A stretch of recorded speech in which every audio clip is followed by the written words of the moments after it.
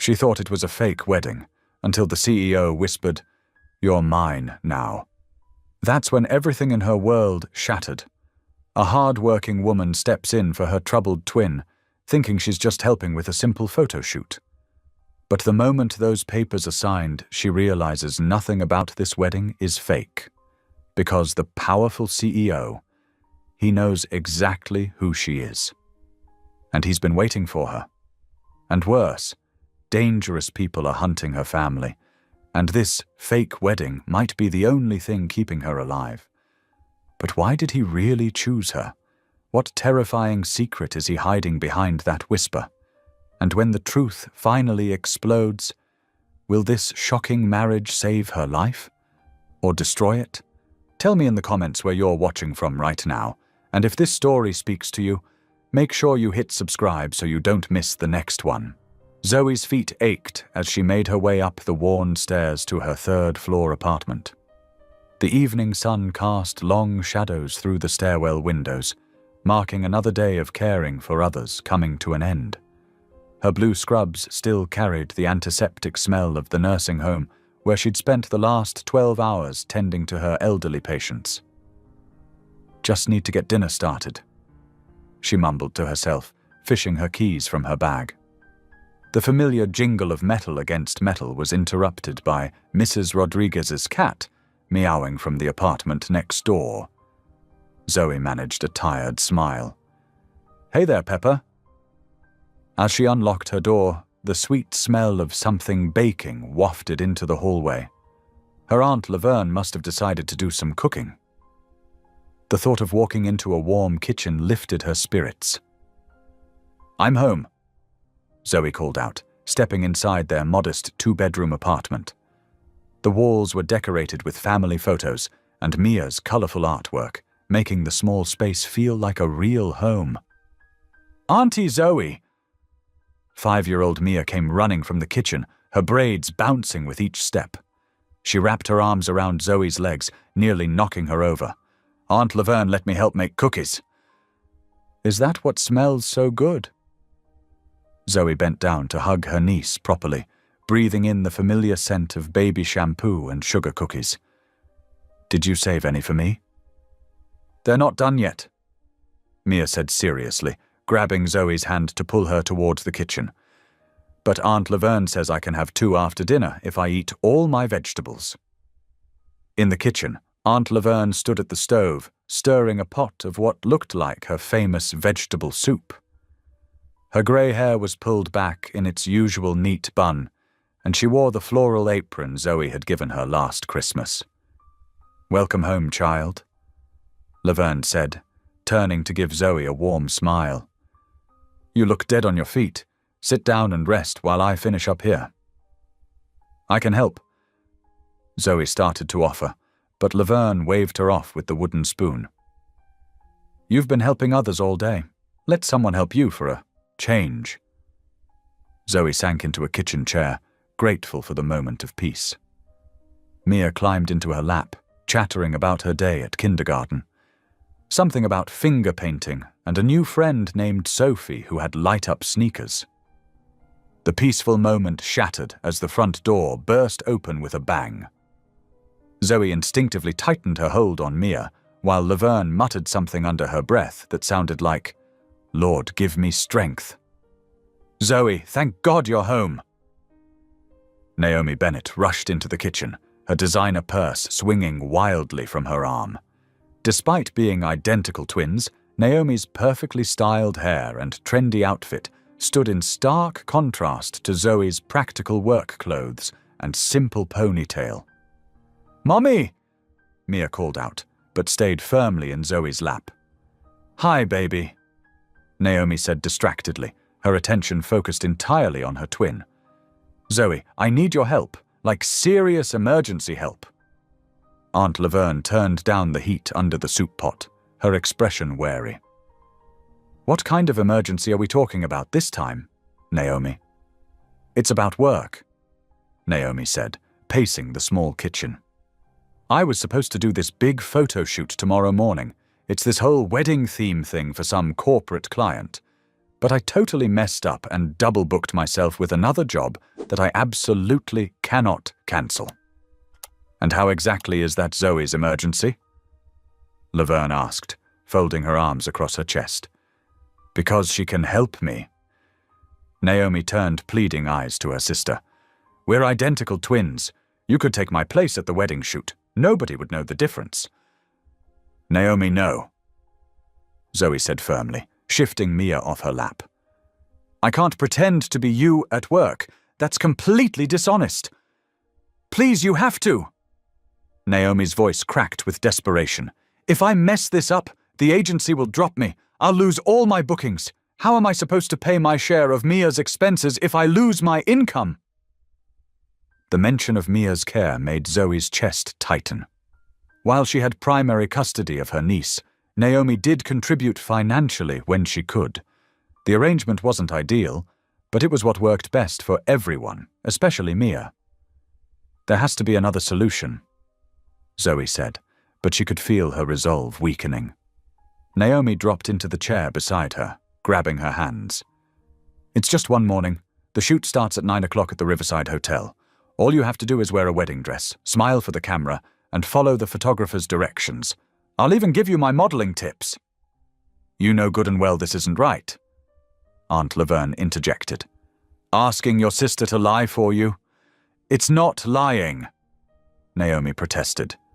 "It's just helping family. Right, Mia? Don't you think Auntie Zoe should help Mommy?" Mia looked between the adults uncertainly, sensing the tension in the room.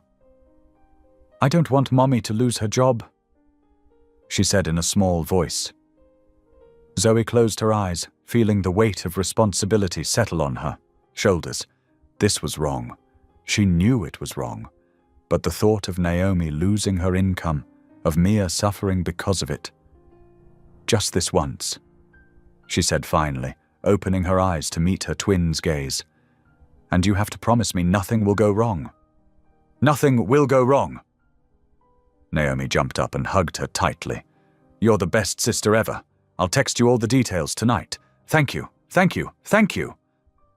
"Dinner's ready," Aunt Laverne announced, her tone making it clear she disapproved of the whole situation. "Naomi, are you staying?" "Can't, got to run." Naomi was already heading for the door. She blew a kiss to Mia. "Be good for Auntie Zoe and Aunt Laverne, baby. Mommy loves you." After Naomi left, the apartment felt eerily quiet. Mia helped Aunt Laverne set the table while Zoe changed out of her scrubs. Throughout dinner, she could feel her aunt's concerned glances, but neither of them spoke about what had just happened. Later that night, after Mia was tucked into bed with her favorite stuffed elephant, Zoe stood at the kitchen sink washing dishes. The familiar routine usually calmed her, but tonight her thoughts were racing with worry about tomorrow. "Lord," she whispered, watching soap bubbles swirl down the drain. "Please give me strength for whatever comes next. And please don't let this be another one of Naomi's mistakes that I end up paying for." The only response was the quiet hum of the refrigerator and the distant sound of traffic outside their window. Zoe finished the last dish, dried her hands, and checked her phone. Naomi had sent several texts with details about the photo shoot. Where to go, what time to arrive, who to ask for. It was just one morning, she told herself. One morning of pretending to be her sister, wearing a wedding dress and smiling for cameras. How hard could it be? But as she got ready for bed, a nagging feeling in her gut told her it wouldn't be that simple. Nothing involving Naomi ever was. The early morning sun had barely crept over the horizon when Zoe's alarm buzzed at 5:30. She blinked away exhaustion, her usual morning fatigue doubled by a restless night of worry. The familiar sounds of her small apartment, the gurgle of the ancient coffee maker, the hum of the refrigerator, helped ground her as she went through her morning routine. "Mia, sweetie," she called softly, gently shaking her niece's shoulder. "Time to get ready for school." The little girl stirred, clutching her stuffed elephant tighter. 5 more minutes, Auntie Zoe. Not today, precious. Zoe smoothed Mia's tangled curls. We need to leave extra early this morning, remember? Auntie has that special appointment. Getting Mia dressed and fed took longer than usual, perhaps because Zoe's own nerves made her fumble simple tasks like braiding hair and spreading peanut butter on toast. By 7:15, they were finally heading out the door, Mia's backpack stuffed with her lunch and favorite, drawing supplies. The preschool was only 6 blocks away, but Zoe held Mia's hand extra tight as they walked. The morning air was crisp, carrying the scent of spring flowers from the small gardens that lined their neighborhood streets.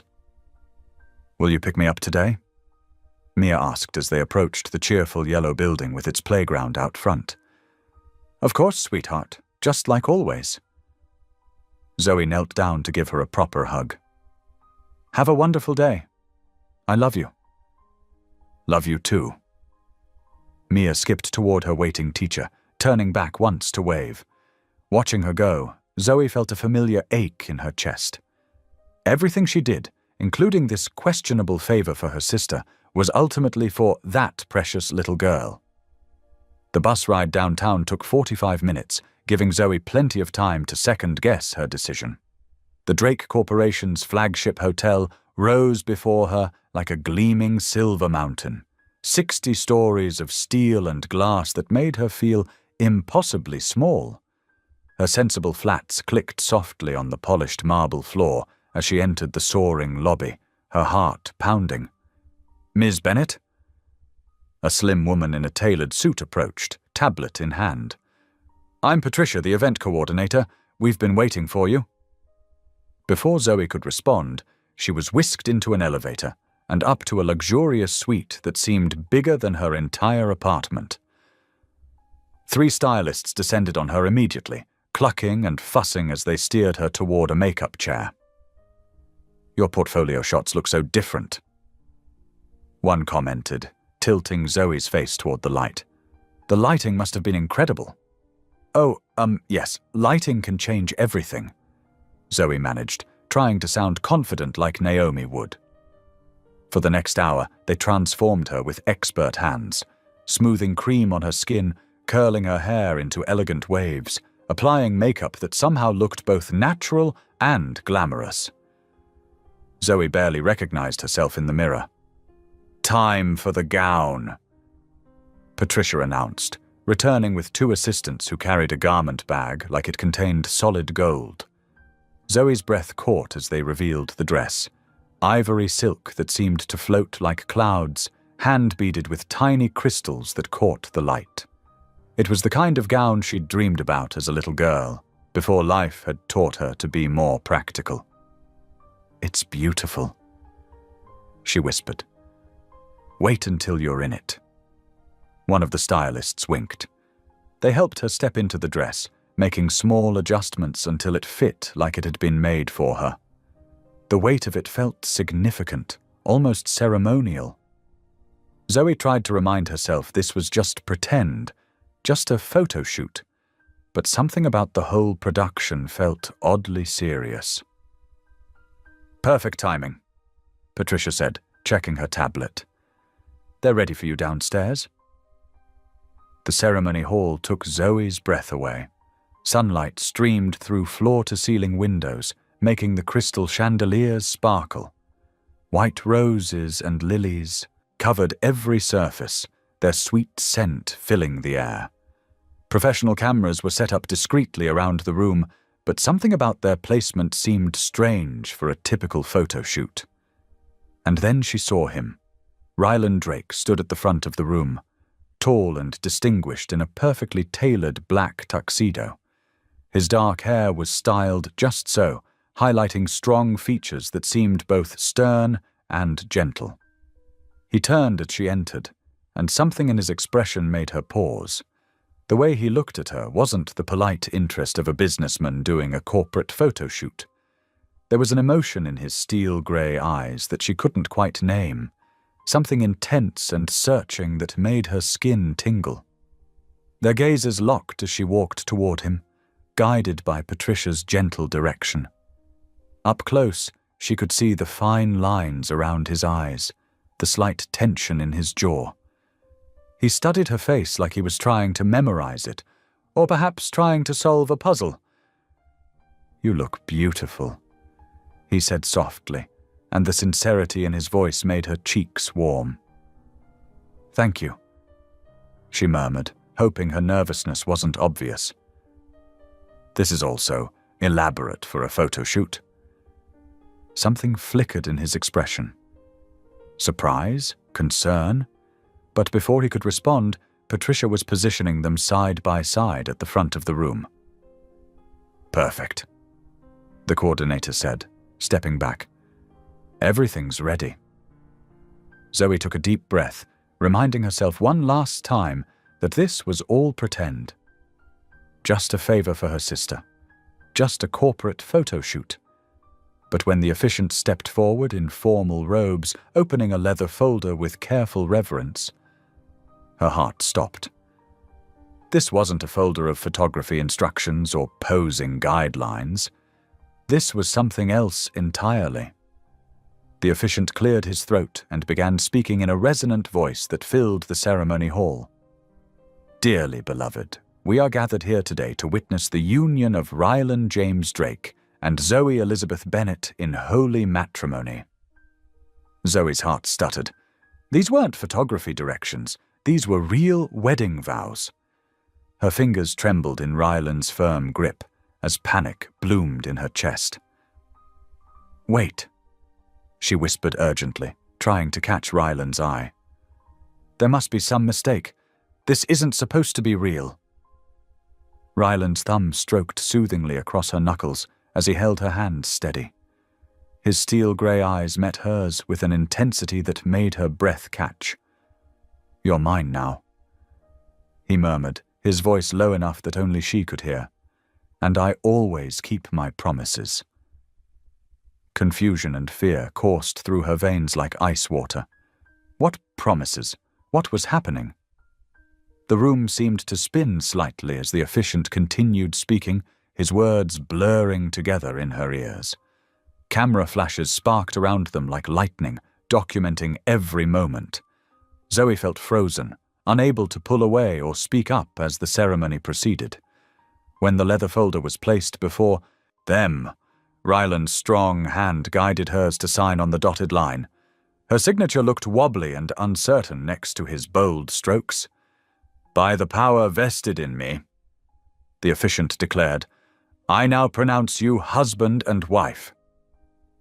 The words fell like heavy stones in Zoe's stomach. This couldn't be happening. This had to be some elaborate prank or misunderstanding. But the weight of the ring now adorning her left hand felt all too real. Before she could gather her scattered thoughts, Rylan's hand settled at the small of her back, guiding her firmly but gently toward a side door. The moment they were alone in the quiet room, Zoe wrenched away from him, her heart pounding. "What is going on?" she demanded, hating how her voice shook. "That wasn't supposed to be real. It can't be legal." Rylan stood between her and the door, his expression carefully controlled. "The marriage is completely legal and binding," he said quietly. "You are now my wife in every sense of the word." "But I didn't agree to this." Zoe pressed her hands against her temples, trying to think clearly through the panic. "I was only supposed to stand in for a photo shoot. This is crazy." "We need to discuss this privately," Rylan said, his tone brooking no argument. "My office would be more appropriate for this conversation." A knock at the door interrupted them. Daniel Pierce, Rylan's security chief, stepped inside.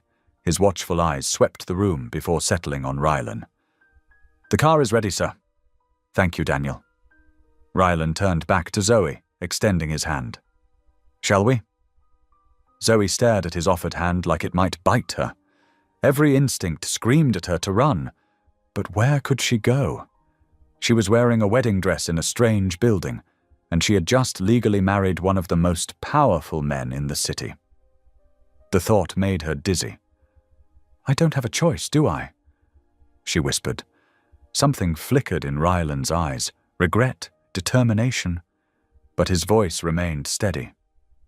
"There's always a choice, Zoe. But right now, the best choice is to come with me so we can talk privately." Daniel held the door open as Rylan guided her through the hotel's back corridors, avoiding the crowds of guests and photographers. The sleek black car waiting at the private entrance gleamed in the afternoon sun like polished obsidian. As Zoe slid into the plush leather seat, still wearing her wedding gown, she felt less like a bride and more like someone who had been kidnapped by circumstance. Rylan settled beside her, close enough that she could smell his expensive cologne, and the car pulled smoothly away from the curb. The city streets blurred past the tinted windows as Zoe sat in stunned silence, her mind racing. How had a simple favor for her sister turned into this? What kind of promises had Naomi made in her name? And most importantly, what did Rylan Drake want with her? The car glided to a stop in front of the Drake Corporation's main office tower. As Daniel opened the door, Zoe gathered the voluminous skirts of her wedding dress, feeling completely out of place. She followed Rylan into the building, aware of the curious stares from employees as they made their way to the private elevator. Her new husband, the thought made her stomach lurch, stood beside her as they ascended to the top floor, his presence both commanding and unsettling. Zoe clutched her hands together, the unfamiliar wedding ring pressing against her fingers, a constant reminder of how drastically her life had changed in the span of a single morning. The elevator doors opened onto the top floor of Drake Corporation's headquarters. Zoe's wedding heels clicked against the polished marble as she followed Rylan down a corridor lined with floor-to-ceiling windows. The afternoon sun streamed in, making her squint and casting long shadows across their path. Rylan's office occupied the corner of the building, a vast space enclosed by walls of glass that offered breathtaking views of the city skyline. He held the door open for her, and Zoe stepped inside, her wedding dress rustling softly against the carpet. "Please sit." Rylan gestured to a plush leather chair positioned in front of his imposing desk. As Zoe lowered herself carefully, trying to arrange the yards of white fabric, he remained standing, his tall frame silhouetted against the cityscape behind him. "I owe you an explanation," he began, his deep voice gentle but serious. "And I need you to listen carefully to everything I'm about to tell you." Zoe's fingers twisted nervously in her lap. "I think I deserve that much, at least." Rylan's expression softened as he looked at her. "Do you remember the night of October 15th, 5 years ago?" She frowned, trying to recall. "I'm not sure what—" "It was raining," he continued. "You were walking home from a late shift at the nursing home. You found a man bleeding in an alley off 23rd Street. Zoe's eyes widened as the memory suddenly crystallized. "The mugging victim," she whispered. That was you!" He nodded slowly. "I had been attacked by 3 men. They took my wallet, my phone, left me for dead. You found me, called 911, and stayed with me until the ambulance arrived." "You were losing so much blood," Zoe remembered, her voice distant. "I used my sweater to apply pressure to the wound. I kept talking to you, trying to keep you conscious." "You saved my life that night," Rylan said quietly. "The paramedics said if you hadn't found me when you did, if you hadn't known exactly what to do—" He trailed off, his hands gripping the back of his chair. "By the time I was well enough to try to find you, to thank you, you had moved. The hospital had no record of your full name." Zoe's mind was reeling. "But how did you finally find me?" A shadow crossed Rylan's face. "Through your sister, Naomi, though not in the way I would have wished." He moved around his desk and sat down, leaning forward with his hands clasped. "Naomi has become involved with some very dangerous people, Zoe, a criminal syndicate that specializes in identity theft and fraud." The blood drained from Zoe's face. "What? No, that can't be. I have proof, Ryland said gently. My security team has been tracking their operations for months. They've been targeting medical professionals, stealing their credentials, their identities, and recently they set their sights on you.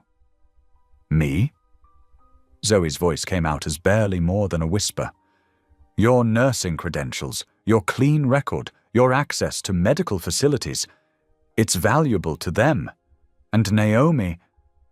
He hesitated. She's been pressured to help them get to you. Zoe felt sick.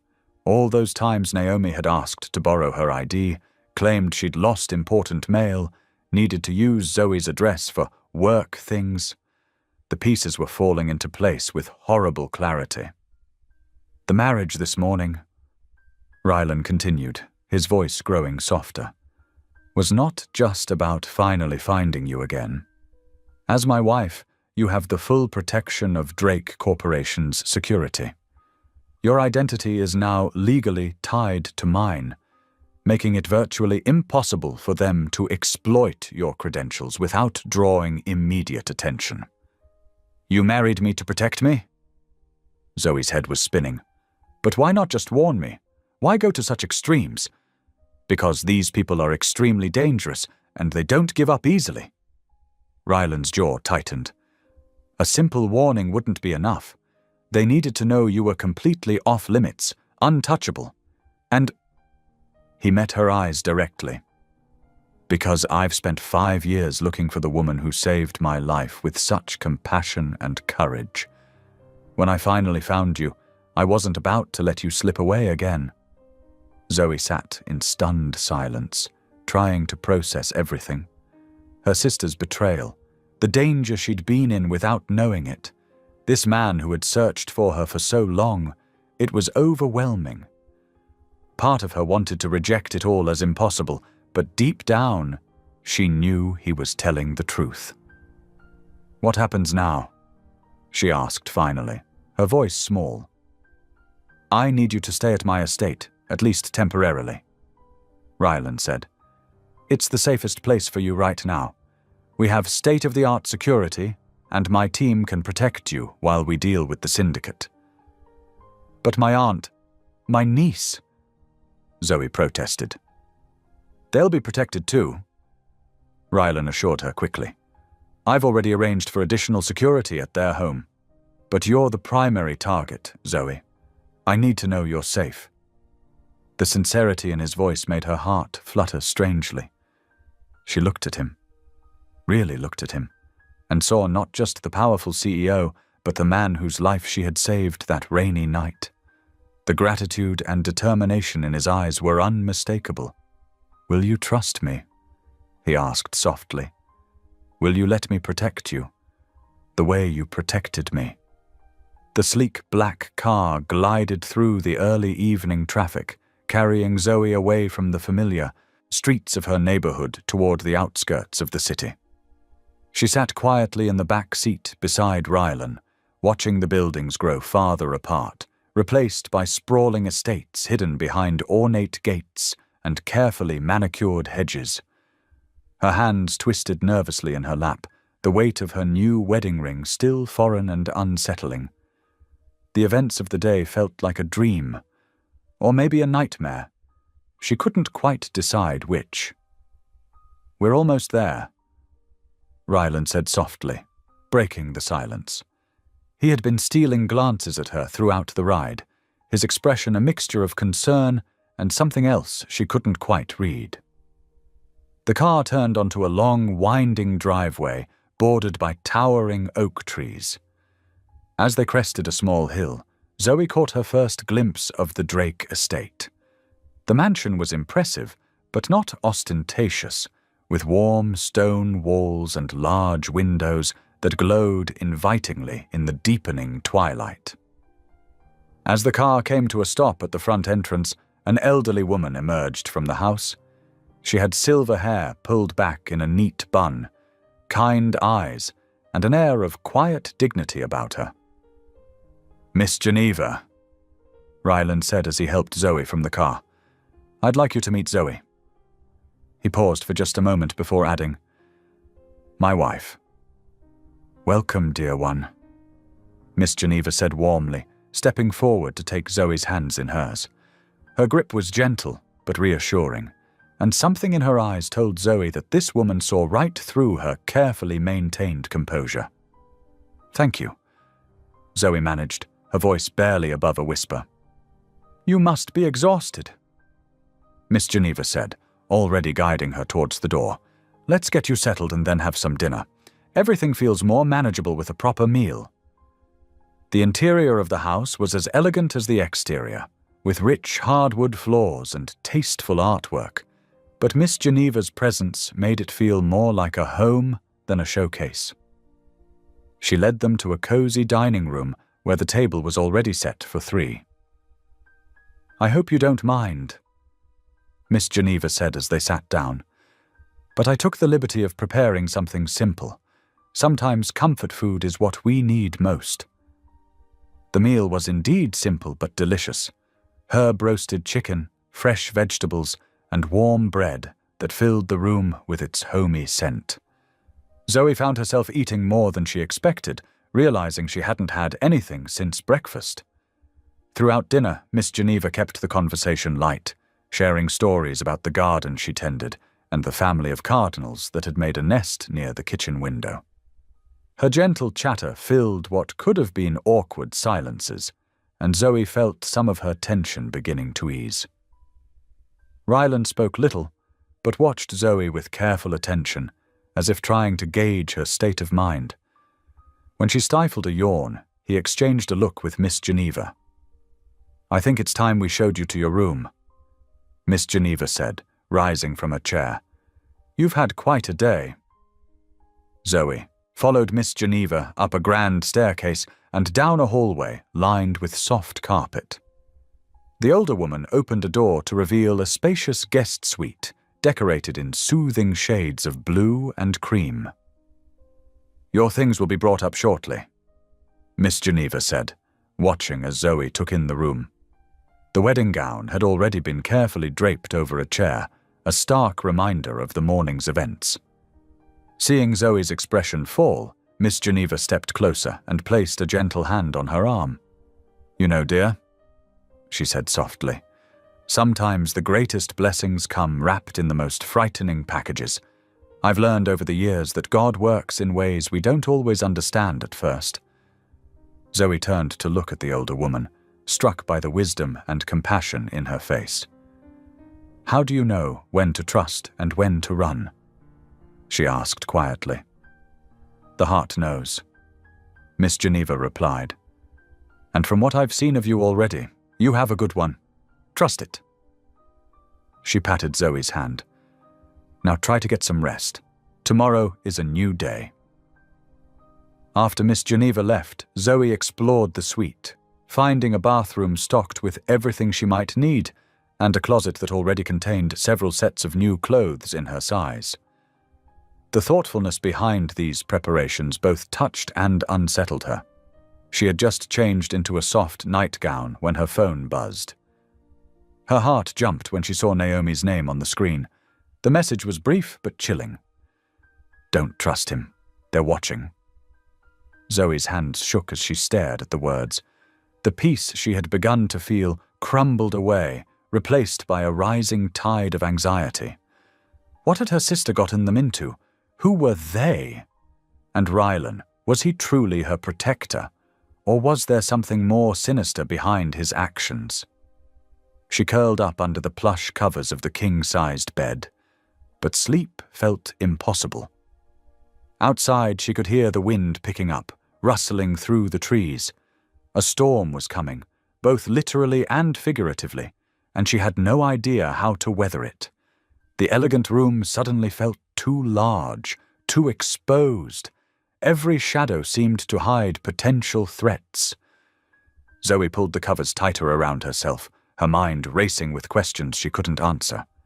The wedding ring on her finger caught the dim light from the window, a glinting reminder of how completely her life had changed in a single day. Through the growing sounds of the storm, she could hear occasional footsteps in the hallway.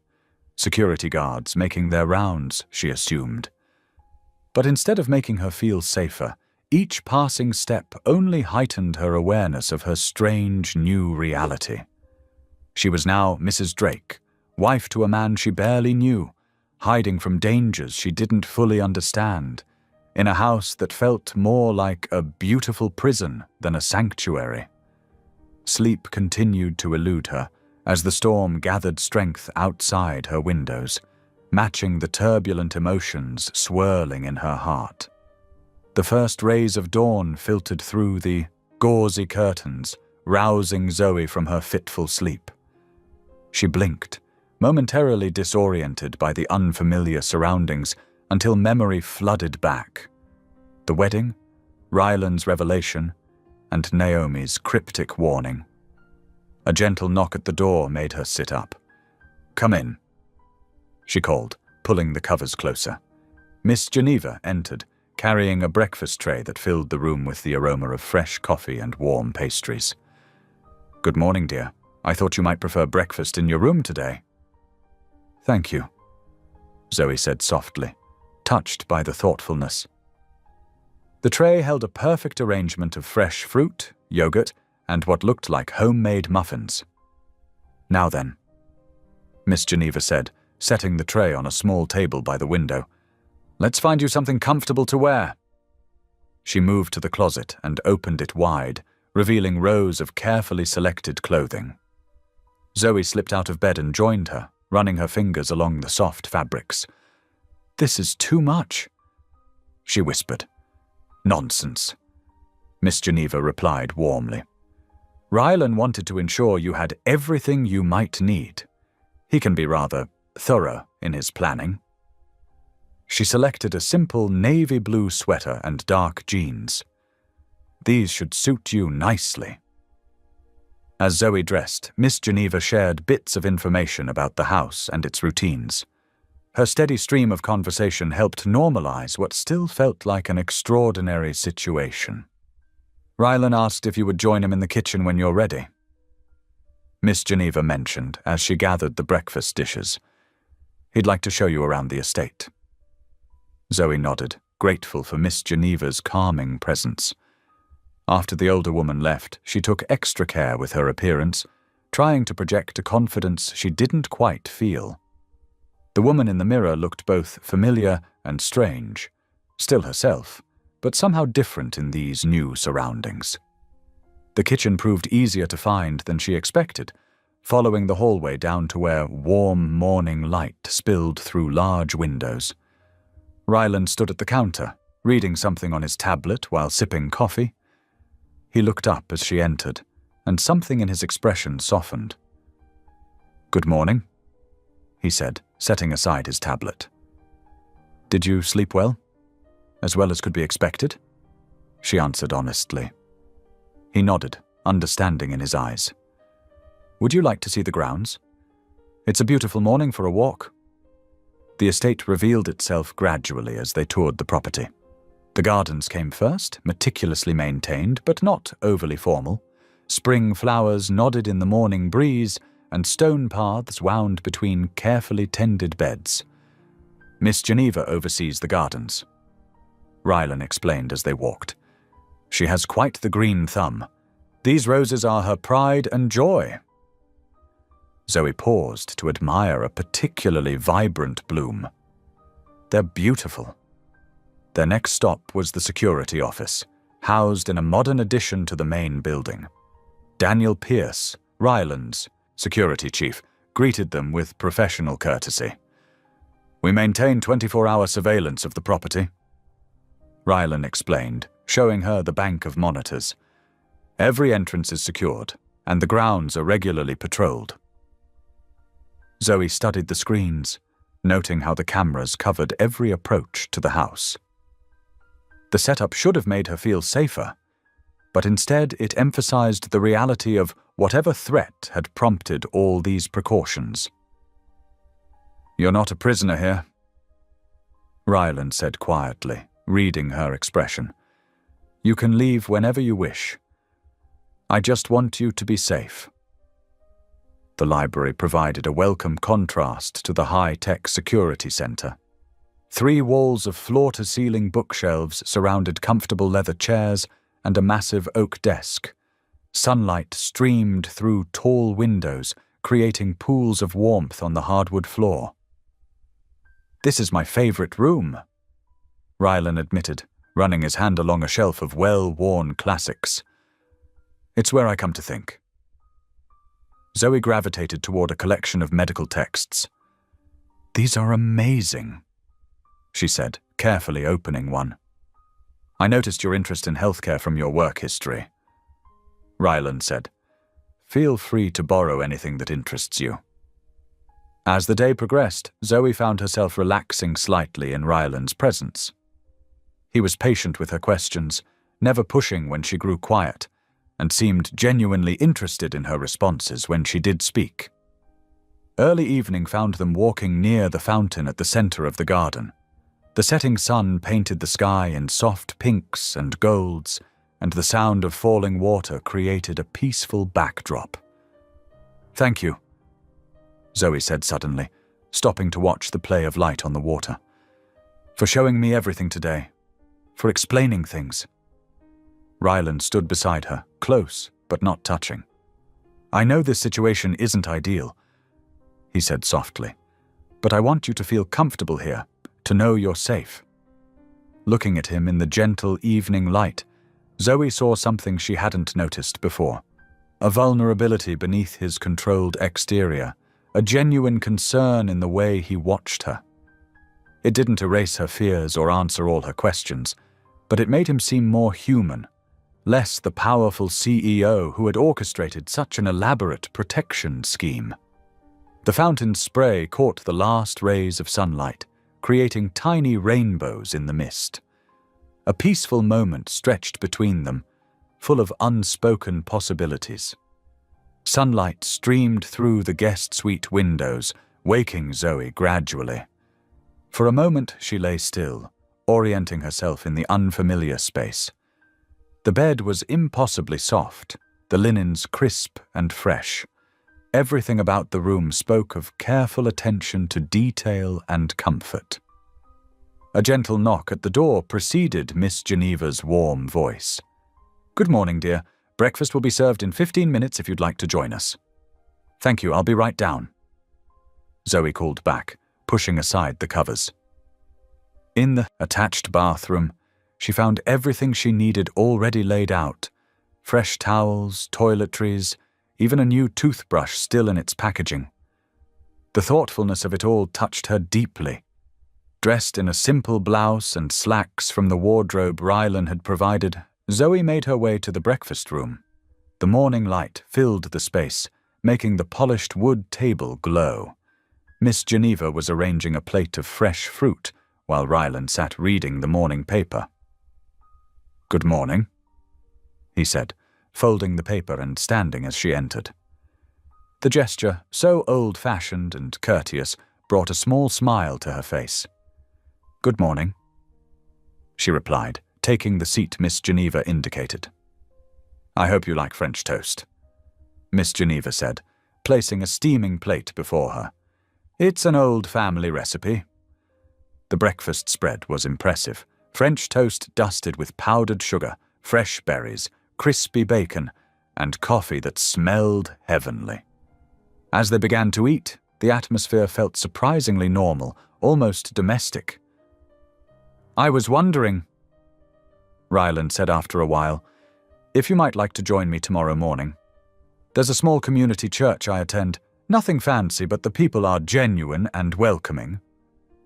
Zoe looked up, surprised both by the invitation and the fact that he attended church regularly. "I'd like that," she said softly. Her own faith had been a source of strength through difficult times, and the thought of attending service helped normalize this strange situation. Miss Geneva beamed.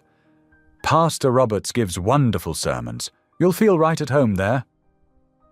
As breakfast wound down, Miss Geneva began clearing the dishes. "Now, what are your plans for dinner tonight?" she asked. "I could prepare something." "Actually," Zoe spoke up, "I was thinking, if it's all right, I'd like to cook. My grandmother's southern stew recipe is pretty special." "That sounds wonderful," Ryland said, his face lighting up with genuine interest. "I could try my hand at cornbread to go with it?" Miss Geneva's eyebrows rose slightly, and Zoe caught a hint of amusement in her expression. "I'll make sure the kitchen is stocked with everything you need," she said, hiding a smile. That afternoon, the kitchen became a workspace of shared effort and unexpected joy. Zoe tied an apron around her waist, laying out ingredients for her grandmother's stew, fresh vegetables, tender chunks of beef, and her secret blend of seasonings. Rylan, sleeves rolled up and looking decidedly less CEO-like, consulted a recipe on his tablet. "How hard can cornbread be?" he mused, measuring flour with careful precision. "Have you ever made it before?" Zoe asked, trying not to smile at his serious expression. "Well, no," he admitted, "but I've eaten plenty of it." As Zoe chopped vegetables and browned meat, the kitchen filled with warm, savory aromas. She found herself sharing stories about learning to cook at her grandmother's knee, about summer afternoons spent shelling peas on the front porch. "Your grandmother sounds like an amazing woman," Ryland said, carefully mixing his cornbread batter. "She was," Zoe agreed softly. "She taught me that good food is about more than just eating. It's about sharing love." Ryland's first attempt at cornbread came out slightly lopsided but golden brown. His proud expression made Zoe laugh, a real, genuine laugh that surprised her with its ease. "It's not pretty, but let's hope it tastes good," he said, setting it to cool. The stew simmered on the stove, filling the kitchen with memories of home. As Zoe stirred it, she found herself relaxing into the familiar routine of cooking. Even Miss Geneva drifted in occasionally, offering approving nods at the progress. When they finally sat down to eat, the dining room felt warmer somehow, less formal than before. The stew was perfect, rich and comforting, and Ryland's cornbread, though slightly misshapen, had a surprisingly good texture. "This is incredible," Ryland said after his first bite of stew.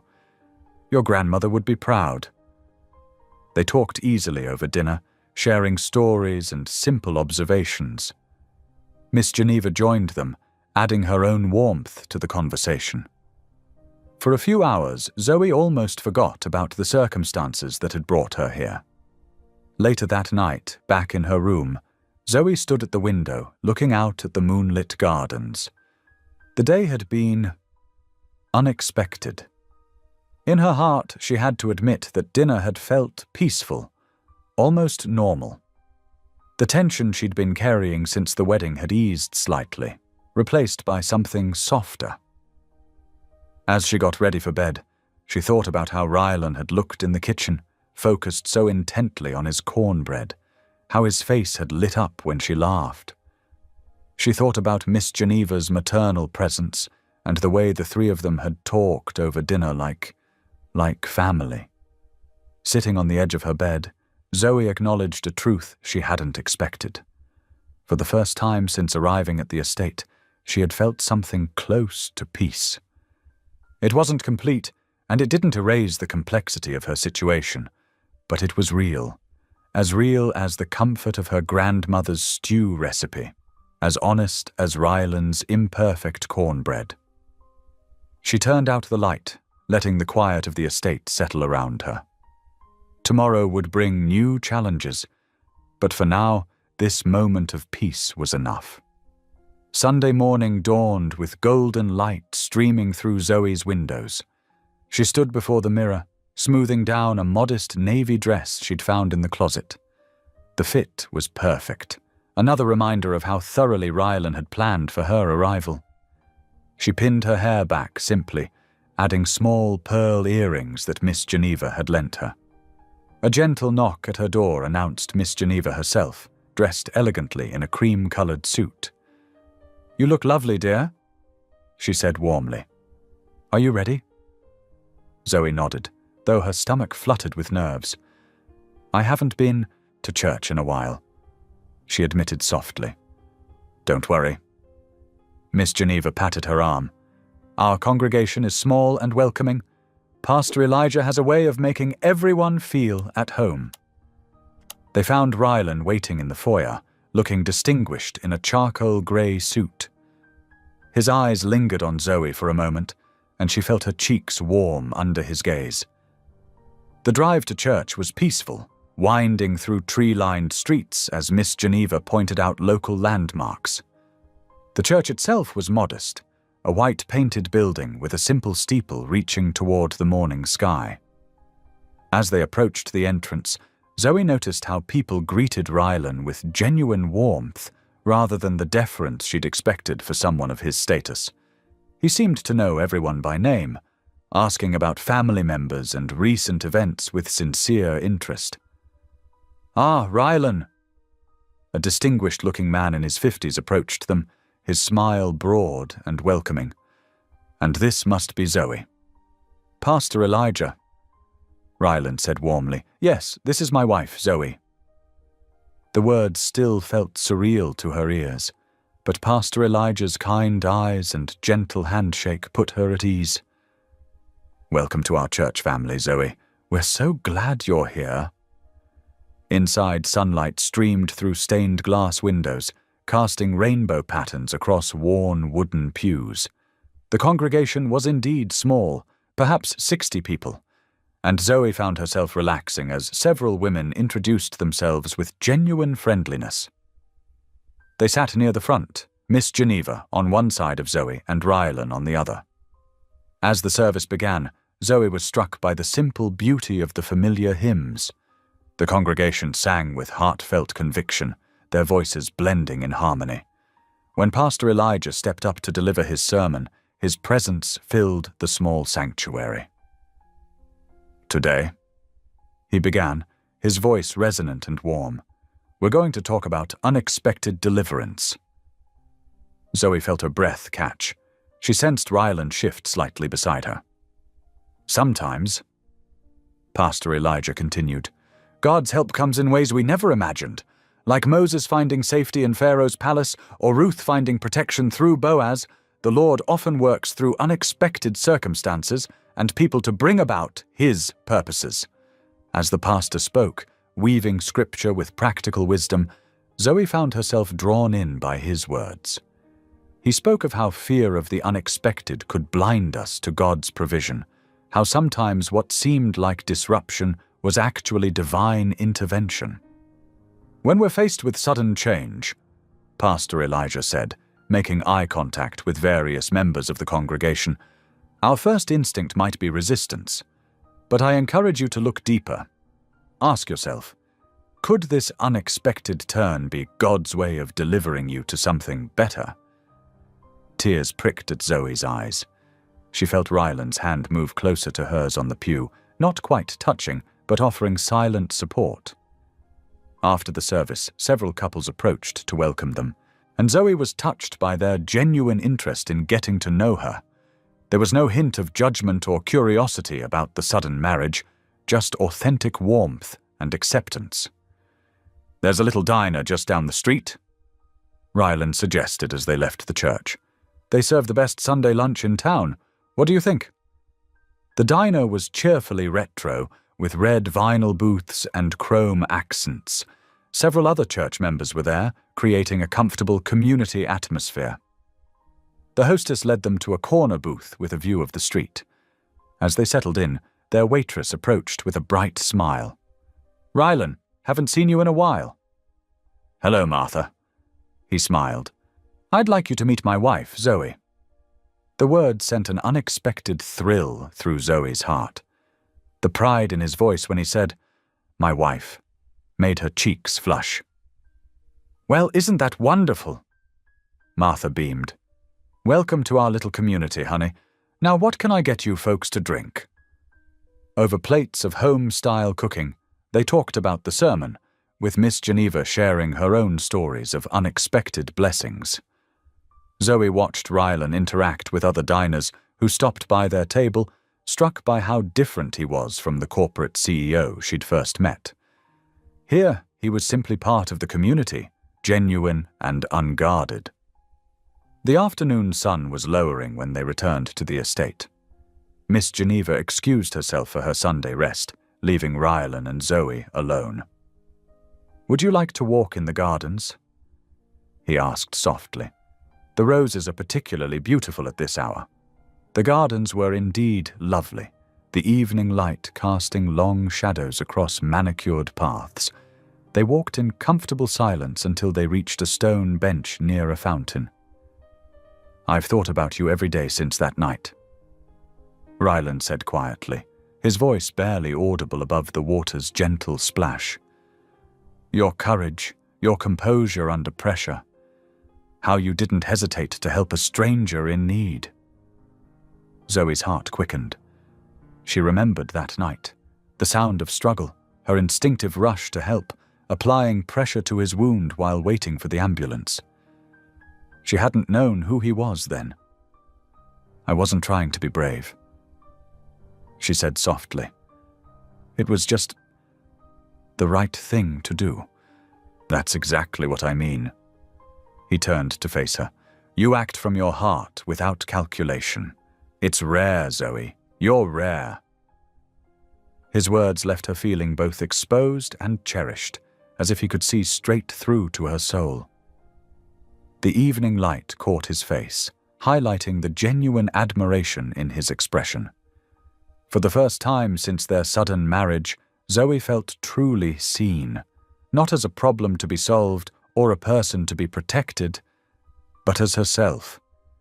The moment hung between them, fragile and precious, as the garden settled into evening's embrace.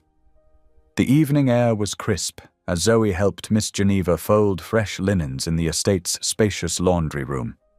The repetitive motion of smoothing sheets and matching corners brought her an unexpected sense of peace. "You have quite the touch with linens," Miss Geneva observed warmly, her experienced hands creating perfect hospital corners. "Most young folks these days don't appreciate the art of proper folding." Zoe smiled, inhaling the clean scent of lavender fabric softener. "I learned in the nursing home. There's something calming about it, isn't there?" "Indeed there is, child.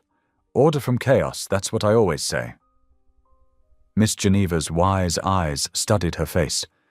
"You seem more settled today. The church service did you good." Before Zoe could respond, rapid footsteps echoed down the hallway. Daniel Pierce, Ryland's security chief, appeared in the doorway, his usually stoic expression tight with concern. "Ms. Bennett," he said formally, "your sister is at the gates. She appears distressed." Zoe's heart lurched. She dropped the pillowcase she'd been folding. "Naomi, is she hurt?" "She's agitated but physically unharmed. We're escorting her to the sitting room now." Ms. Geneva touched Zoe's arm. "Go on, dear. I'll finish up here." Hurrying through the estate's polished corridors, Zoe's mind raced with possibilities. When she reached the sitting room, she barely recognized the woman pacing between the elegant furniture. Naomi had lost weight, her designer clothes hanging loose on her frame. Dark circles shadowed her eyes, and her normally perfectly styled hair was disheveled. When she saw Zoe, she rushed forward. "Zoe! Oh, thank God!" Her voice cracked as she grabbed her sister's hands. "I've been trying to figure out how to reach you safely." "Naomi, what's happened to you?" Zoe guided her to sit on the plush sofa, noting how her twin's hands trembled. "You look exhausted." "I'm in trouble, Zoe. Deeper than I told you before." Naomi's eyes darted around the room, landing briefly on Daniel, who stood discreetly by the door. She lowered her voice. "And I'm worried about you too." "What do you mean?" Zoe felt her stomach tighten. "Does this have something to do with the syndicate Rylan mentioned?" Naomi's face paled. "So he told you about them? Did he tell you why they're really interested in him?" "They're involved in identity theft. They were targeting my credentials." "That's only part of it." Naomi leaned closer, her voice barely a whisper. The syndicate wants something specific from Rylan, a patent, some kind of revolutionary technology worth billions. They've been trying to get to it for months. Zoe felt the room tilt slightly. What are you saying? Think about it, Zoe. Why would a powerful CEO suddenly marry someone he barely knows? The timing is too perfect. Naomi's eyes filled with tears.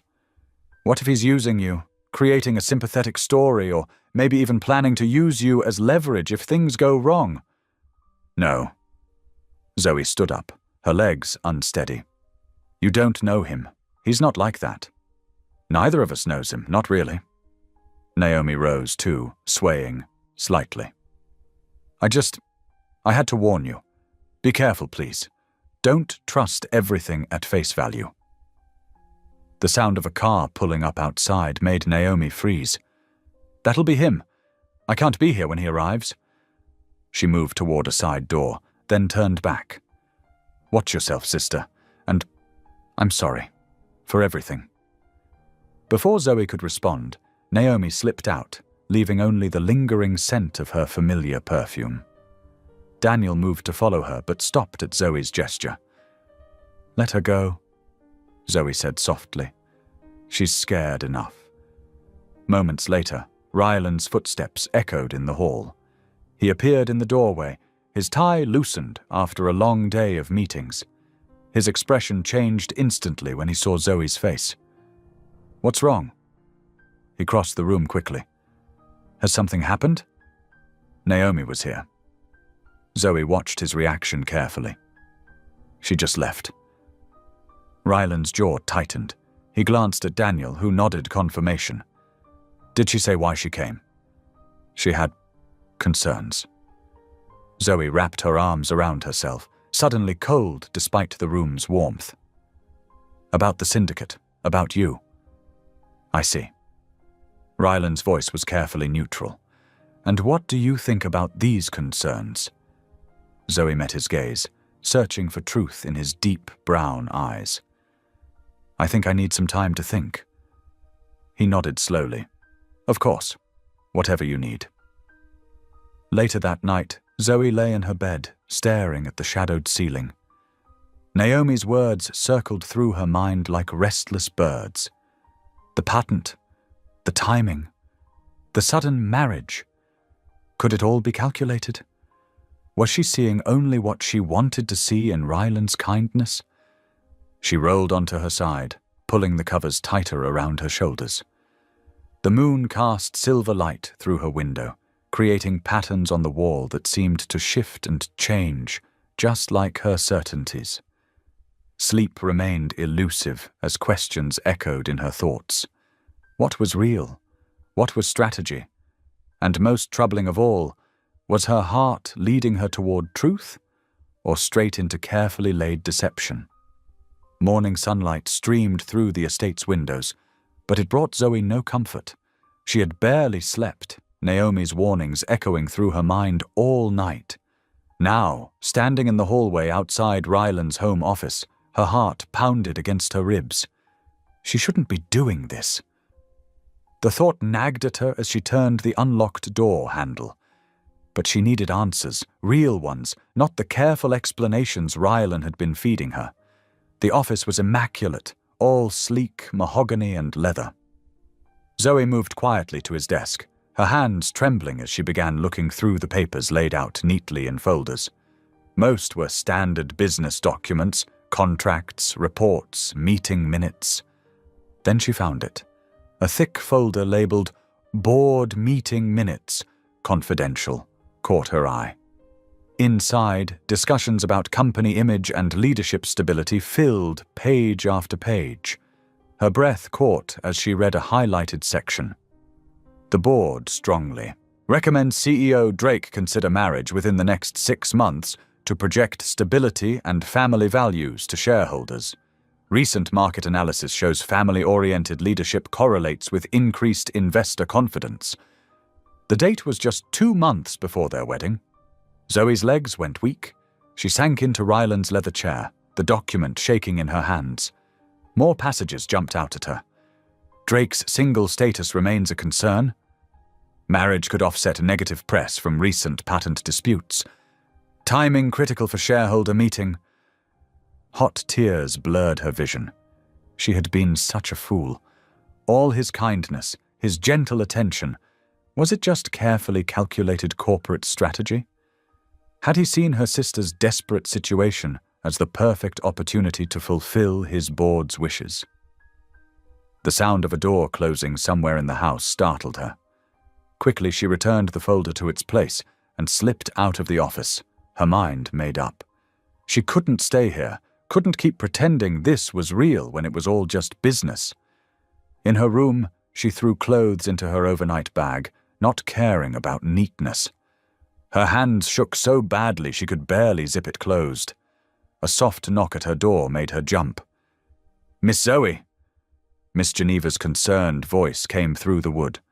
"Are you all right, child?" "I'm fine," Zoe called back, hating how her voice cracked. Just need some air." She waited until Miss Geneva's footsteps faded before opening the door. The house felt suffocating now, every luxury a reminder of how easily she'd been manipulated.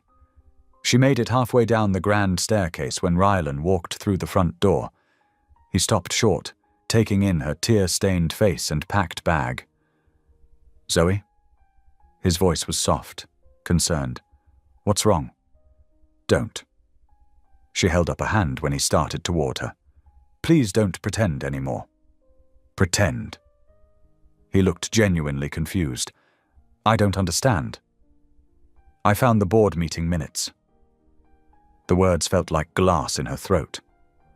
"About how you needed to get married, for stability optics, for the shareholders." Understanding dawned on his face, followed quickly by alarm. "It's not what you think, isn't it?" Zoe descended the remaining stairs, keeping distance between them. "The timing was perfect, wasn't it? My sister in trouble, me desperate to help her. Did you plan it all? Wait for the right moment to use our situation?" "No, listen to me." He reached for her arm, but she jerked away. "I trusted you." Her voice broke. "I actually started to believe. But it was all just business, wasn't it? A corporate strategy with a convenient story attached." "Zoe, please." The pain in his voice almost made her waver. "Let me explain." "I think you've explained enough." She moved past him towards the door. "I won't be part of your shareholder presentation anymore. You're not safe out there alone." His words followed her onto the front steps. "The syndicate is probably just another part of your story." She kept walking, vision blurred with tears. "Goodbye, Rylan."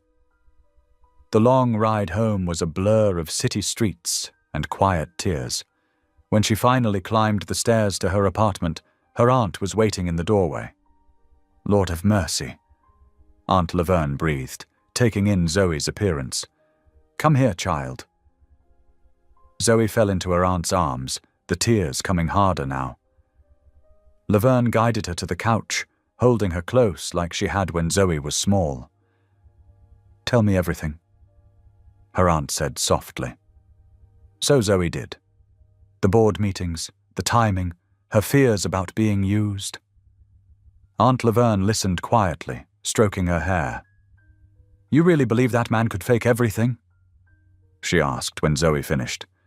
"The way he looks at you?" "I don't know what to believe anymore." Zoe's voice was hoarse. I feel so stupid." "Rest now," Aunt Laverne said, draping a soft blanket over her. "Things might look different in the morning." But as Zoe drifted into an exhausted sleep on the couch, nothing felt clear except the ache in her heart. She had let herself believe in something beautiful, only to find it was built on corporate strategy and careful manipulation. Outside, across the quiet street, a dark figure stood in the shadows of an alley, watching the warm light from her apartment window. Their phone glowed briefly as they sent a text. "Target location confirmed." The morning sun barely warmed the crisp autumn air as Zoe helped Mia into her jacket. Her niece's cheerful chatter provided a welcome distraction from the hollow ache in her chest. "Can we have pizza for dinner?" Mia asked, struggling with her zipper. "Here, let me help." Zoe knelt down, fixing the stuck zipper. "We'll see what Aunt Laverne says, okay?" The walk to Mia's preschool was only 3 blocks, but Zoe found herself constantly looking over her shoulder. Last night's rest hadn't brought any clarity, just a lingering sense of unease she couldn't shake. "Why are you sad?" Mia's small hand squeezed hers. Zoe forced a smile. "Just tired, sweetie. Look, there's your school." After dropping Mia off, Zoe headed to Riverside Pharmacy. Aunt Laverne's arthritis medication needed refilling, and the familiar errand felt grounding. Normal, everything she'd left Ryland's estate to reclaim. The pharmacy was quiet, just a few elderly customers browsing the aisles. Zoe got in line at the prescription counter, her mind wandering to the breakfast she'd shared with Ryland just yesterday morning. The way he'd smiled when she'd teased him about burning the toast. Bennett prescription. The pharmacist's voice snapped her back to reality. "Yes, for Laverne Bennett." Zoe dug out her aunt's insurance card. While waiting, she noticed 2 men enter the store. Something about their purposeful stride made her stomach clench. They weren't browsing. Their eyes scanned the store with predatory focus. "Here you go, Ms. Bennett." The pharmacist handed over a white paper bag. Zoe clutched it close, hurrying towards the exit. The men were blocking the main aisle now. Her hands grew clammy as she tried to edge past them. "Hey, Naomi." One man stepped directly into her path. He wore an expensive suit that couldn't quite hide his muscled build. "We need to talk." Zoe's throat went dry. Don't play games." The second man moved behind her, cutting off her retreat. "You know what you owe us." "I'm not Naomi." Her voice shook. "Please, I'm her sister." "Sure you are." The first man grabbed her arm. "Let's discuss this outside." Zoe saw the dark sedan idling at the curb, its back door open. Pure terror shot through her. She yanked her arm free and shoved the pharmacy bag into the man's face.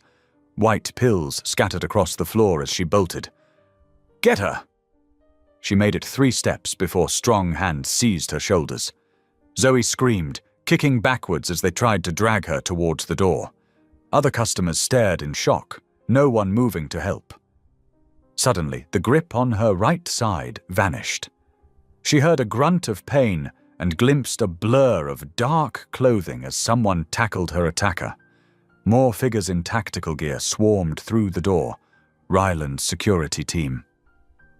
She realized with a surge of relief. The man still holding her left arm cursed and yanked her roughly. Something metallic glinted in his other hand, a knife.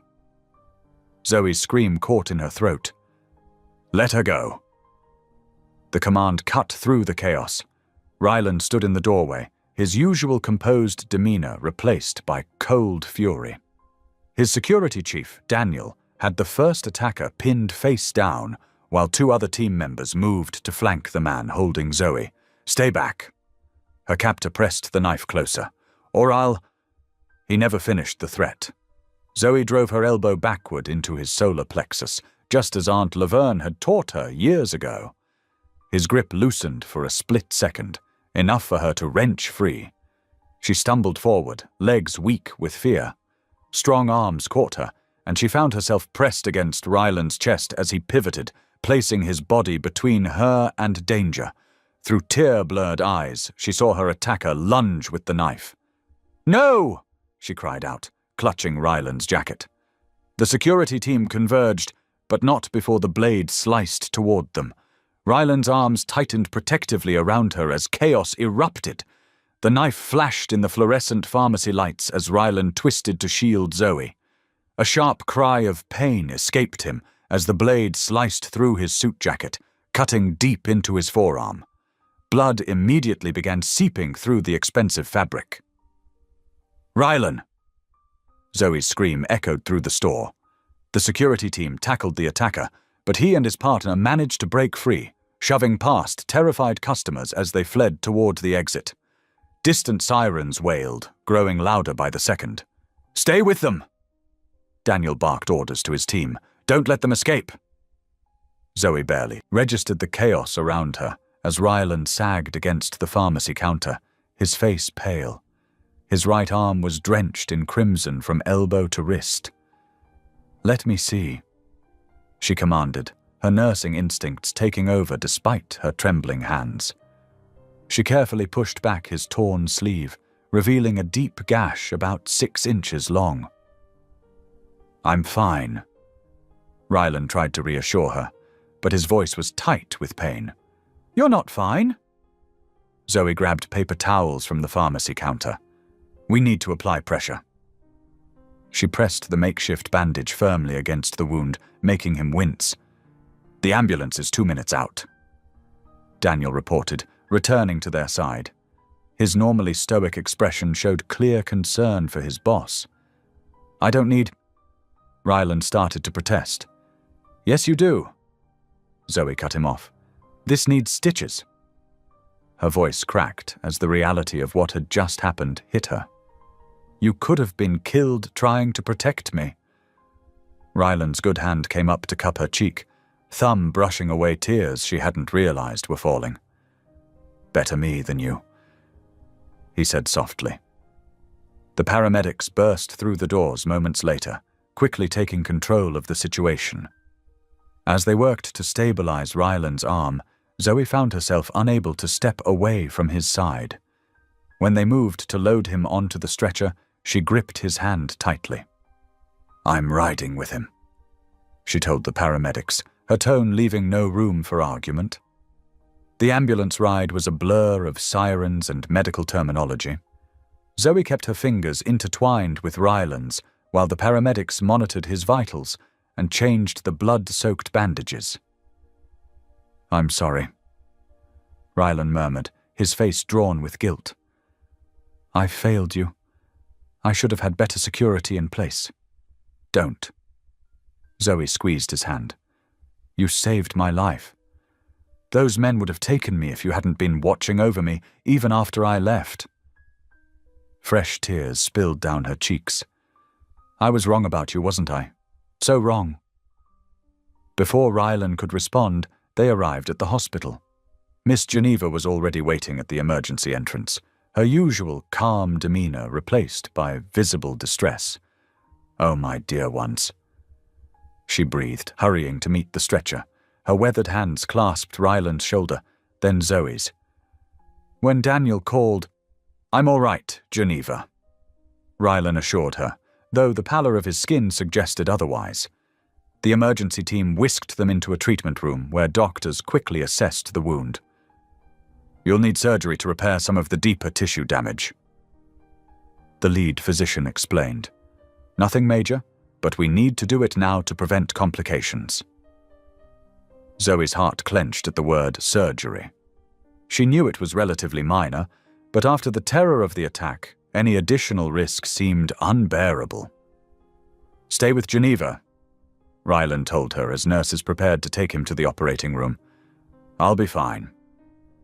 But Zoe walked alongside the gurney until they reached the surgical ward doors, holding his hand the entire way. Only when the nurses gently insisted did she finally let go, watching through tear-blurred vision as they wheeled him away. Miss Geneva's arm wrapped around her shoulders. "Come, child, let's find somewhere to sit and pray while we wait." Zoe turned into the older woman's embrace, her body shaking with delayed shock and emotion. The image of Ryland stepping between her and the knife played over and over in her mind.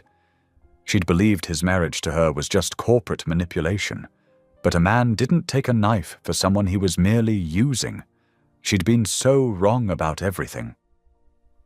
The waiting room clock ticked away hours that felt like days. Zoe alternated between pacing and sitting with her head bowed in prayer beside Miss Geneva. Finally, around 6 in the evening, a nurse emerged with welcome news. "Mr. Drake is out of surgery and in recovery. Everything went well. He's starting to wake up, but he's still quite groggy from the anesthesia. Relief flooded through Zoe's body. Can we see him? 2 visitors at a time, just for a few minutes. The nurse agreed, leading them down a quiet hallway. Rylan lay propped up slightly in the hospital bed, his injured arm carefully bandaged and elevated on a pillow. His eyes were closed, but they fluttered open as Zoe and Miss Geneva approached. Though still pale, some colour had returned to his face. "Hey," he murmured, voice rough from the breathing tube they'd used during surgery. Zoe immediately moved to his bedside, taking his uninjured hand. "Hey yourself. How are you feeling?" "Like I've been hit by a truck," he admitted with a weak smile. "But I'll live." Miss Geneva patted his shoulder gently. "You gave us quite a scare, young man. Sorry about that." His eyes drifted closed again, the medication making it hard to stay awake. "Rest," Miss Geneva said softly. "We'll be right here." As Rylan dozed off, the older woman touched Zoe's arm. "Come with me for a moment, dear. There are some things you need to know." Reluctantly, Zoe followed Miss Geneva to a small waiting area just outside Rylan's room.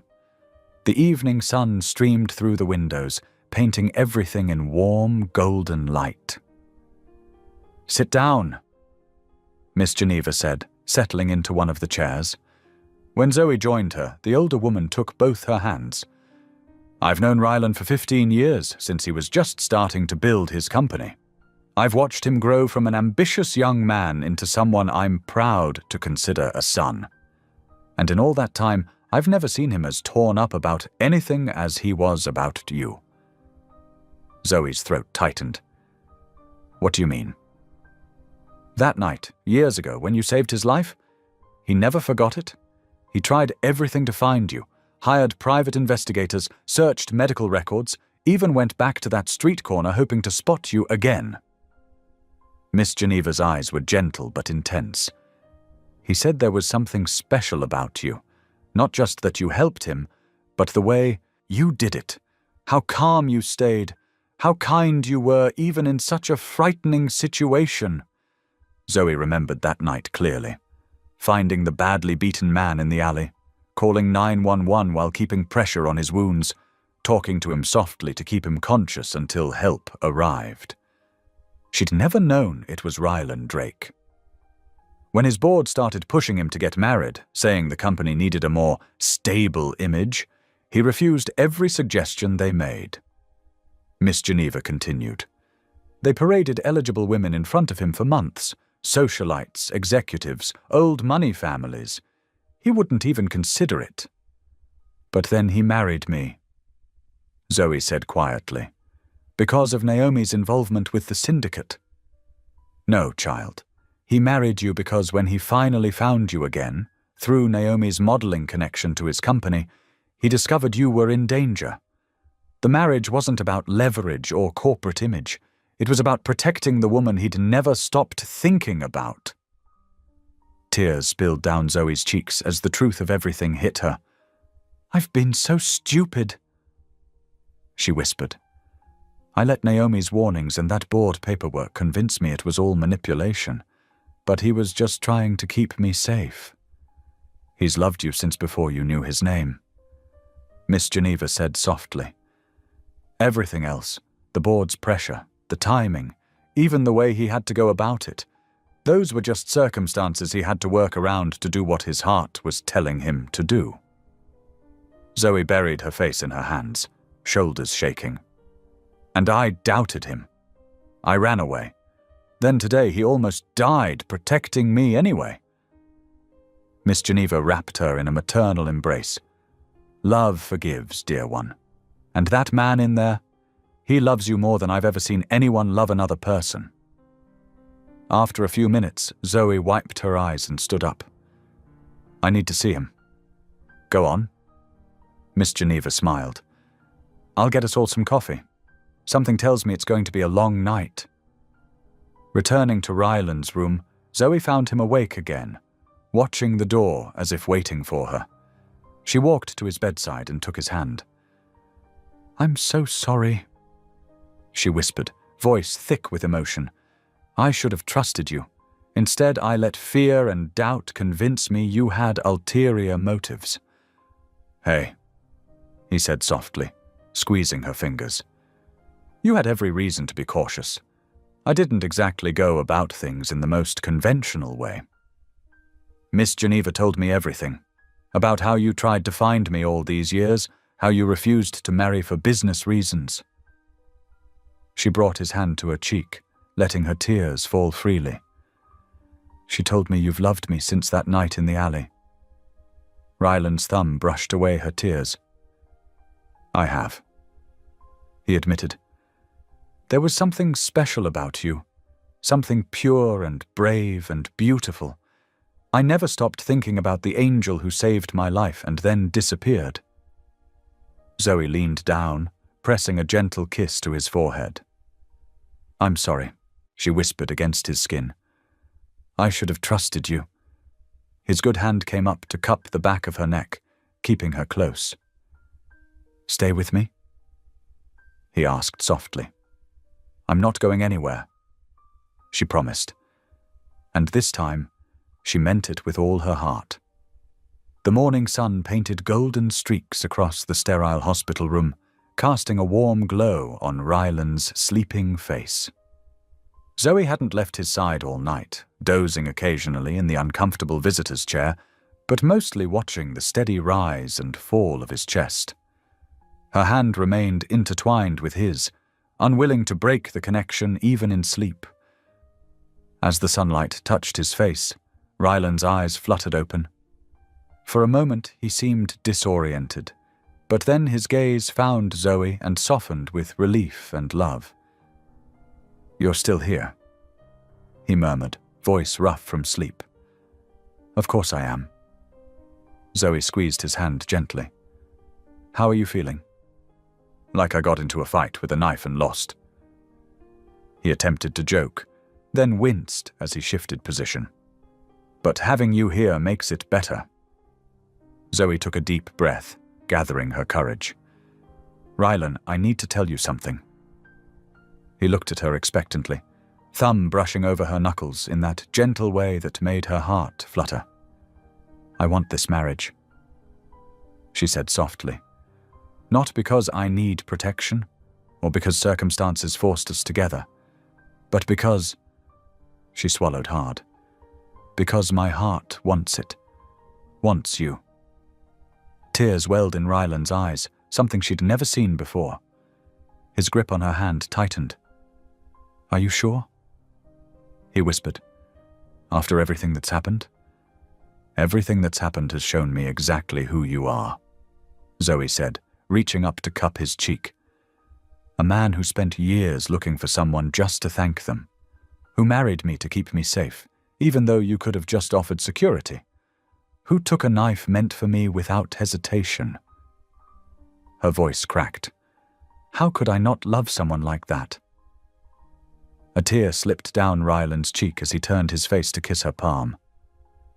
I've loved you for so long, he admitted, even when I only had the memory of your kindness to hold on to. They sat in comfortable silence for a moment, just absorbing the truth of their feelings, until Ryland spoke again. We need to talk about Naomi. Zoe nodded, knowing this conversation was inevitable. She's in trouble. Real trouble. The syndicate she's involved with. They're dangerous people, Ryland said carefully. But we can help her, Zoe. I have connections in law enforcement who can arrange a safe surrender. She can get protection in exchange for information. You'd do that, even after everything she's done? She's your sister, and now she's my family too. He squeezed her hand. We'll help her find a way out. Before Zoe could respond, there was a soft knock at the door. Miss Geneva poked her head in, smiling warmly. Look who I found in the waiting room. She opened the door wider to reveal Mia and Aunt Laverne. Mia immediately ran to the bed, only slowing when Miss Geneva gently reminded her to be careful. Uncle Ryland! she exclaimed, reaching for his good hand. "Aunt Geneva said you got hurt protecting Auntie Zoe, like a superhero." Rylan chuckled, though Zoe saw him blink back tears at being called Uncle. "Well, your Auntie Zoe is pretty special. She's worth protecting." Aunt Laverne approached more slowly, her expression a mix of concern and approval. "So you're the man who married my niece?" she said, studying him. "The one who's been watching over her even when she didn't know it?" "Yes, Mom," Rylan replied respectfully. "And you took a knife for her. I'd do it again in a heartbeat." Aunt Laverne's face softened. "Well then, I suppose you'll do." She turned to Zoe. "Girl, sometimes the Lord works in mysterious ways, but I'd say he knew exactly what he was doing here." Miss Geneva came forward with a basket of muffins she'd baked. "I thought we could all have a proper family breakfast. The doctor said Rylan can be discharged this afternoon if his vitals stay stable." As they shared the fresh muffins and coffee Miss Geneva had brought, Zoe looked around at the unlikely family gathered in the hospital room. Mia was perched carefully on the edge of Rylan's bed, chattering about her preschool art project. Aunt Laverne and Miss Geneva had already fallen into an animated discussion about recipe exchanges. And Rylan, her husband, she thought with a surge of joy, watched it all with contentment, his hand still firmly holding hers. Later that afternoon, a nurse arrived with discharge papers and a wheelchair. "Hospital policy," she explained when Rylan tried to protest. "Don't argue," Zoe said firmly. "You were stabbed yesterday. You're using the wheelchair." Rylan gave in with good grace, allowing Zoe to help him into the chair while Miss Geneva gathered his belongings and Aunt Laverne took Mia to bring the car around. As Zoe pushed the wheelchair toward the exit, Rylan reached up to cover her hand on the handle with his. "Thank you," he said softly. "For what?" "For staying. For giving us a real chance. For making me the happiest man alive."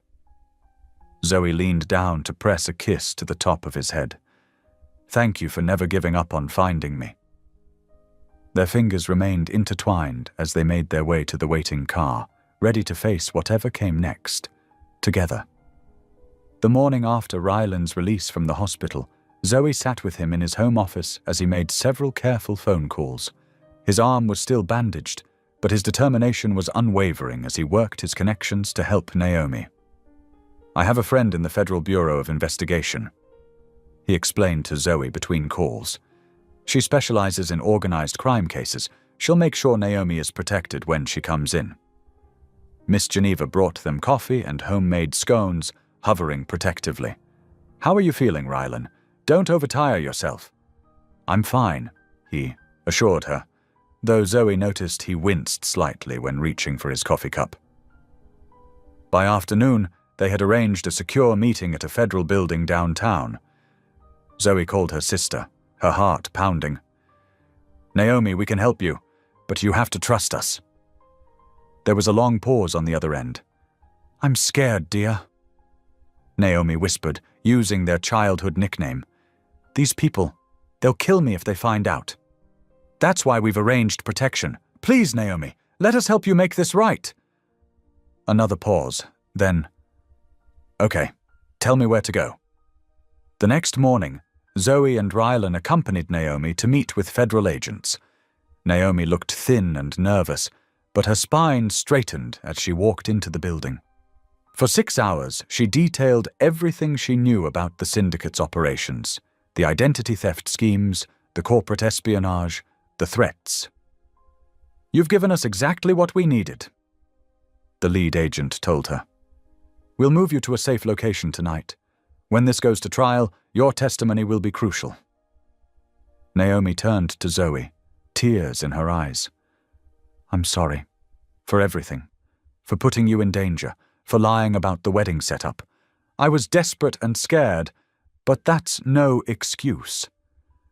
Zoe pulled her sister into a tight hug. "I know, but you're doing the right thing now. That's what matters." While the authorities worked to dismantle the syndicate, Rylan insisted on moving Aunt Laverne and Mia to the estate. Just until we're certain everyone involved is in custody, he explained. The security here is excellent. Aunt Laverne surveyed the grand house with raised eyebrows. Well, I suppose we could rough it here for a while, she said dryly, making Miss Geneva laugh. Mia was simply delighted. She immediately claimed a bedroom with a window seat overlooking the gardens, where she set up her stuffed animals and art supplies. Can we stay forever? She asked hopefully. We'll see, Sweet Pea, Aunt Laverne told her, but she shared a meaningful look with Zoe. Over the next couple of days, a new rhythm developed in the house.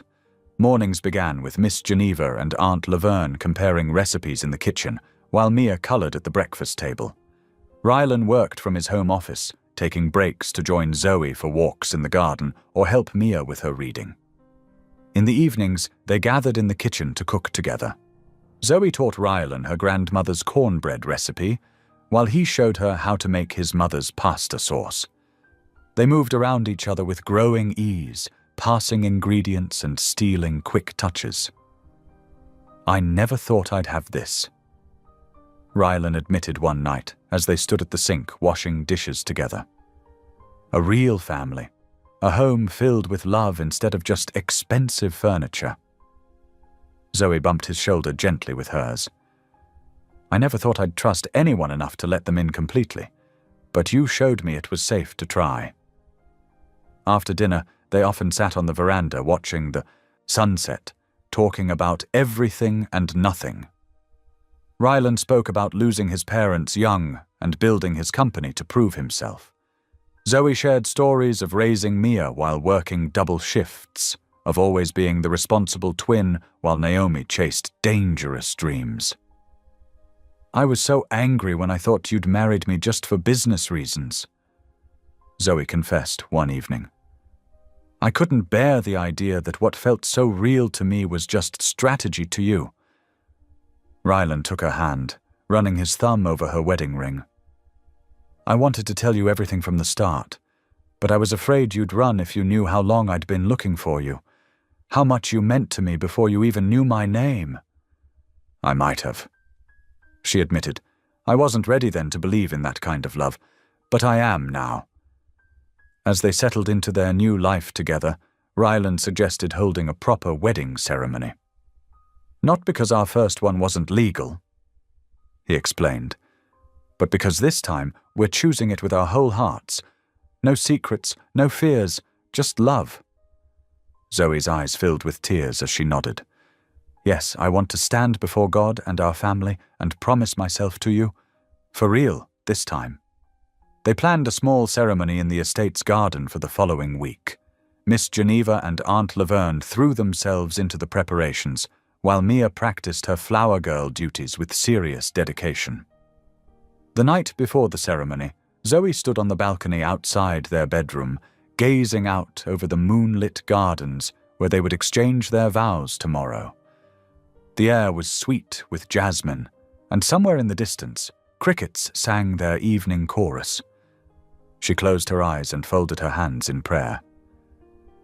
Thank you, Lord, she whispered, for second chances and unexpected blessings, for showing me that love doesn't have to hurt, for bringing me home to a family I never knew I needed. A gentle breeze stirred her hair, carrying the promise of tomorrow's joy. In the garden below, the white roses they'd chosen for the ceremony glowed softly in the moonlight, like stars fallen to earth to witness her gratitude. The following afternoon painted a perfect scene in the Drake Estate gardens. Late summer sunshine filtered through the oak trees, casting dappled shadows across chairs lined with ivory ribbons. The air carried the sweet perfume of roses and jasmine from the carefully tended flower beds that Miss Geneva had nurtured for years. Church members from their small congregation mingled with Drake Corporation staff, creating a warm atmosphere of community.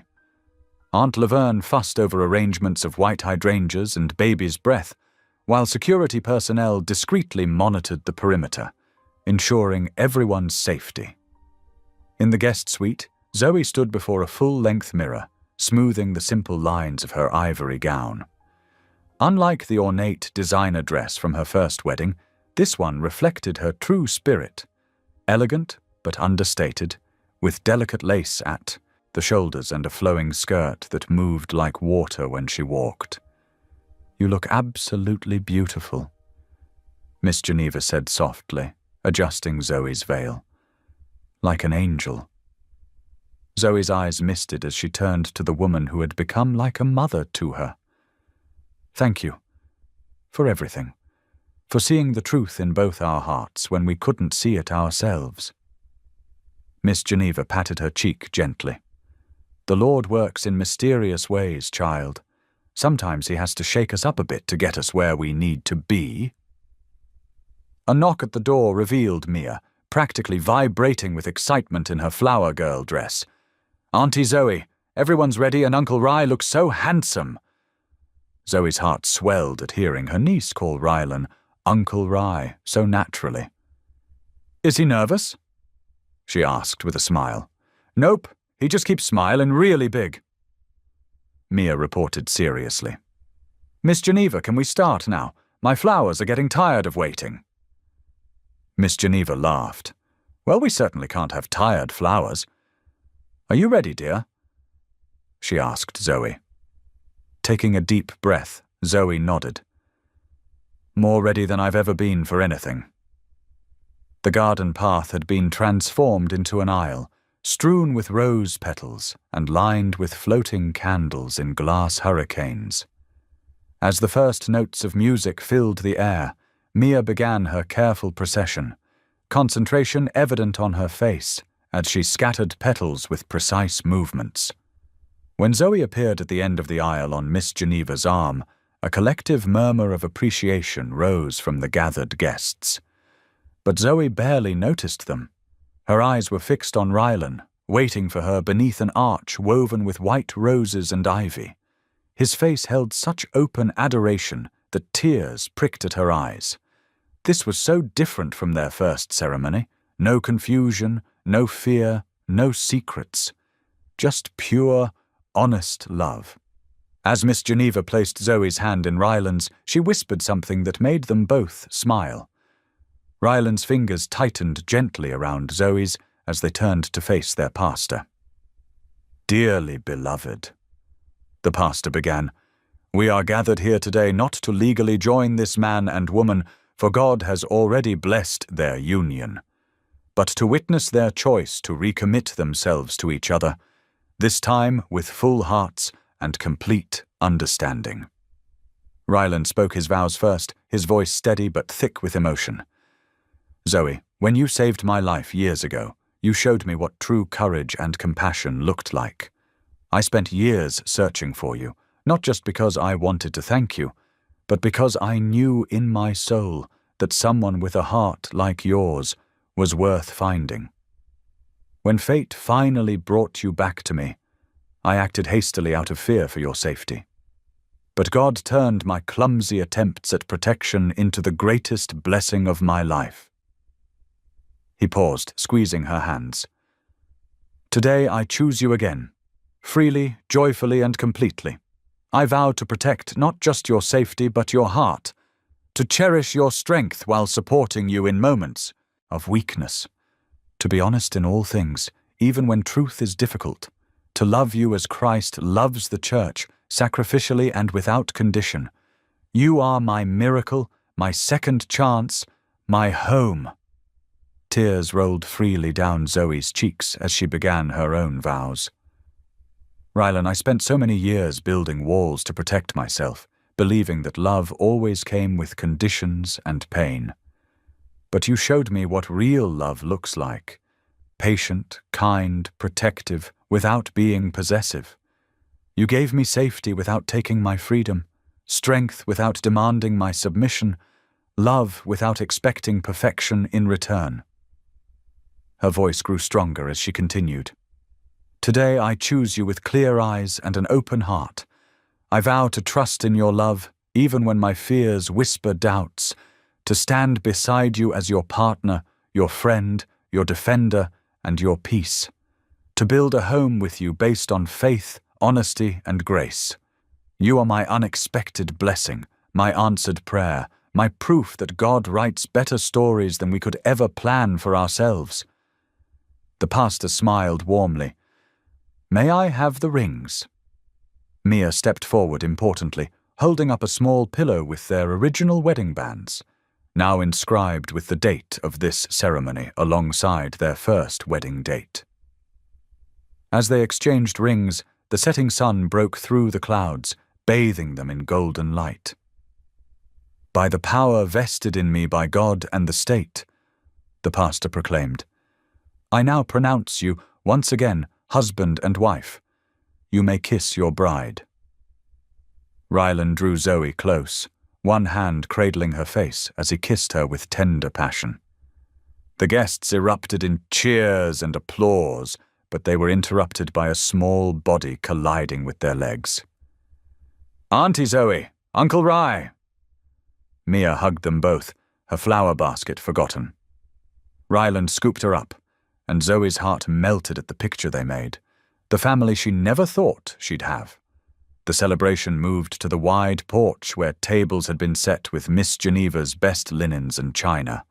Lanterns twinkled in the growing dusk as guests enjoyed a feast that combined Zoe's southern comfort food with Ryland's mother's Italian recipes. As evening settled over the estate, Zoe and Ryland stood at the porch railing, his arm around her waist as they watched their loved ones laugh and dance. The security team had relaxed enough to accept plates of cake from Miss Geneva. Aunt Laverne was teaching Mia to two-step, while church members clapped along. Amazing how something that started in such chaos could end up so perfect, Rylan mused, pressing a kiss to her temple. Zoe leaned her head against his shoulder, breathing in the peace of the moment. "I'm finally home," she whispered, and felt his arm tighten around her in response. The garden glowed with candlelight and love, while overhead, stars began to peek through the twilight sky, heaven's own blessing on their new beginning. As the final guests bid their farewells, and the garden lights dimmed to a soft glow, Zoe and Rylan walked hand in hand back into the warmth of their estate. Flower petals from Mia's enthusiastic celebrating still clung to their hair, catching the lamplight like tiny stars. In the living room, Miss Geneva had already prepared a pot of chamomile tea, its soothing aroma filling the air. Aunt Laverne settled into her favorite armchair, while Mia curled up against Zoe on the plush sofa, fighting to keep her eyes open. "I knew it was real," Miss Geneva shared softly, passing around delicate teacups. "When I saw how Rylan looked at you that first morning at breakfast, not like a business arrangement at all, but like a man seeing his future." Aunt Laverne nodded, her eyes twinkling. "For me, it was watching you defend each other at the hospital. That's when I knew God had his hand in this whole thing. I just knew Uncle Rye was nice." Mia mumbled sleepily, making them all chuckle. Rylan wrapped his arm around Zoe, his voice gentle as he shared his vision for their future. "We'll make sure Naomi stays safe through her testimony," he promised. "And then I want to help other women find their way out of dangerous situations." He paused, looking tenderly at his wife. "And someday, when you're ready, we'll grow our family." As Mia finally drifted off in Zoe's lap, her small face peaceful in sleep, Zoe carefully carried her to the guest bedroom. Then she and Rylan stepped out onto the balcony together. The night sky sparkled above them, and wrapped in his strong arms, Zoe whispered her prayer of thanks. This wasn't just their happy ending. It was their hopeful beginning, filled with purpose and promise neither could have imagined when their story first began. Thank you for being here. If something in this story stayed with you, I'd love to see you again. Subscribe. And tomorrow, I'll bring you another story crafted with heart.